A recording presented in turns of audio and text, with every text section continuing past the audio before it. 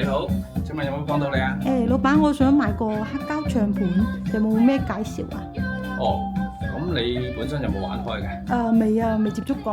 哦，咁樣啊？咁你係傾向於想買一個直驅盤啊，定係帶動唱盤咧？有咩區別啊？我唔係好明嘅。哦，OK，咁我介紹俾你咧。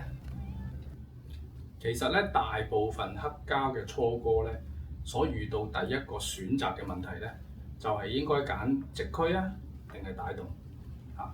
直驅唱盤咧，其實顧名思義啦，就係個摩打就係喺個成軸下低直接驅動個轉盤。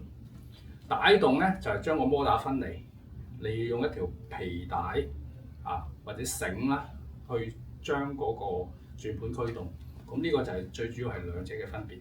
好啦，咁至於兩者嘅優點喺邊度咧？嗱，先講直驅盤啦。直驅盤咧，因為佢個摩打咧係直接就係喺個成軸下邊去驅動，咁所以咧佢本身個起動咧係會快好多好多。電台上邊咧多數都係用直驅盤嘅，因為佢個速度咧要馬上就要鎖定喺33/3分之一或者45。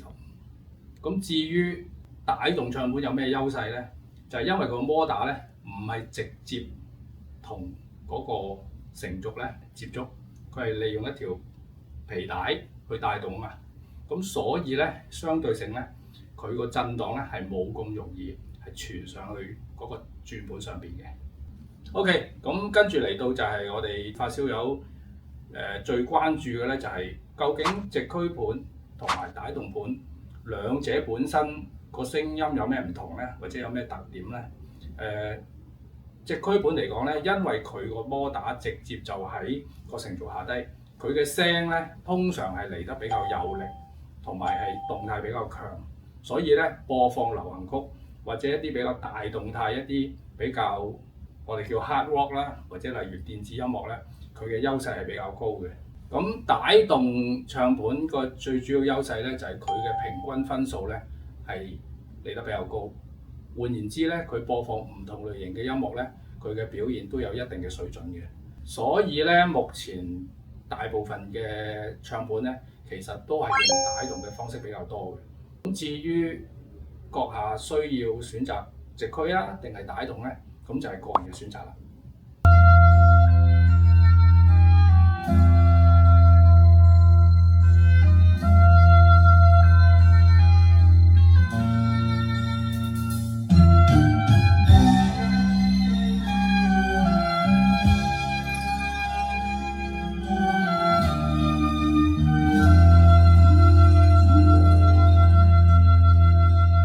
係啦，老細，係咪仲有硬盤同軟盤之分㗎？哦，係冇錯。咁嗱，所謂硬盤同埋軟盤咧，其實係講緊佢嗰個唱盤本身嘅避震嗰個方式嚇。因為唱盤個避震係好重要噶嘛。咁先講硬盤啦嚇，硬避震啦，我哋所謂。咁就係利用唱盤本身個重量咧嚟到抵禦咗外來嘅震盪。咁至於軟盤啦，軟避震咧就調翻轉咧，就唔係靠唱盤本身嗰個重量啦，佢係用一種物料，例如橡筋啦或者彈弓咧，去將佢本身嗰個外來嘅震盪咧係卸走嘅。